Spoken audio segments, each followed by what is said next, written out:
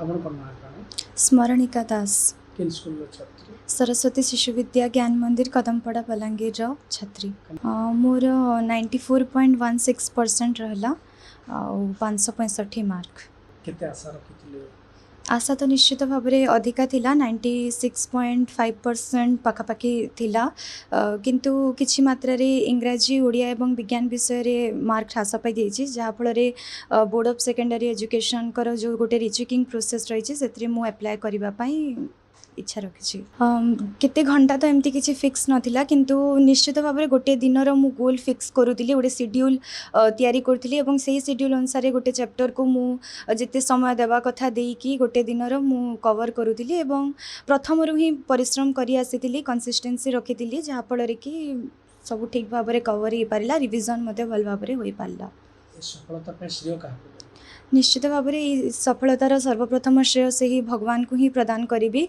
यापर मोर परम पूजनीय गुरुजी गुरुमा, मोर पितामाता एवं मोर विज्ञान एवं गणित विषय रे जे मते पर्सनली मार्गदर्शन करथिले तांकू प्रदान करी। आगो को जने मेडिकल प्रोफेसर हेबार आशा अच्छी, कारण पिलादिनरु ही मोर शिक्षकता दिगरे आशा रहितिला। तेणुक मु जने मेडिकल प्रोफेसर ही अनेक गुड़ी आदर्श छात्र छात्री को गढ़ा स्वप्न रखी। यह वार्ता देवी से प्रथम ही निजर जर्नी रे कंसिस्टेंसी रखंतु, कंसिस्टेंट हेबा बहुत जरूरी अटे। तेणुक से प्रथम परिश्रम करंतु, पितामाता गुरुजी गुरुमा जहाँ उपदेश देउछंती ताको अक्षरे अक्षरे पालन करंतु, जहाँ निजर डाउट्स होची ताको प्रथम क्लियर करंतु एवं सबुठारु गुरुत्वपूर्ण निजर पाठ्यपुस्तक को अधिक गुरुत्व दे ताको थोरोली लाइन बाय लाइन पढ़ंतु, इतिहास भूगोल विषय को भल भाव में ध्यान दियंतु, निश्चित भाव में सफलता पाई पारिबे।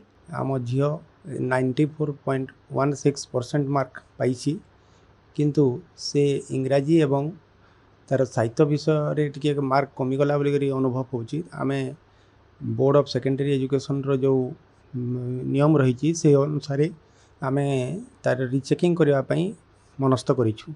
निश्चित भाव में जिलार टॉपर होइतबारु आमे खुशी होचु, तथापि आउ टिके भल मार्क आसीबो बोली आमे आशा रखिथिलु, सेतिपई टिके मनटा टिके दुख प्रकाश करू।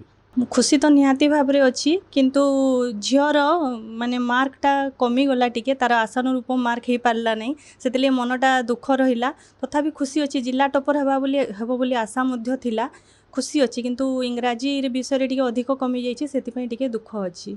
छोट बेलू ही तार प्रतिभा को आम अनुभव करूँ। मु प्रथमे शिशु मंदिर संबलपुर रे धनुपाली शिशु मंदिर रे आचार्य रूपे कार्यरत थी। प्रारंभ श्रेणी ही मुझे गाइड करी। प्रथमे तो ता बापा से छोट थिला बोली ध्यान दे न माने पार नथिले, मु देखुली, किंतु परे क्लास 6 रु बापांकर मैथ रे गाइडेंस बढ़ीगला, तापरे तार मैथ प्रति डरटा मध्य कमीगला एवं धीरे धीरे से आहुरी भल करि पारला एवं फास्ट रु से प्रति विषय को बहुत मनोयोग सहकारे पाठ पढ़े मु देखी। आमे तो दुई जन सर्विस होल्डर पड़े जाऊ, किंतु घरे एका थिला बेले भी से केबे पाठ पढ़ारे अवहेला करे नाही एवं बहुत माने मन देकी से पाठ पढ़े।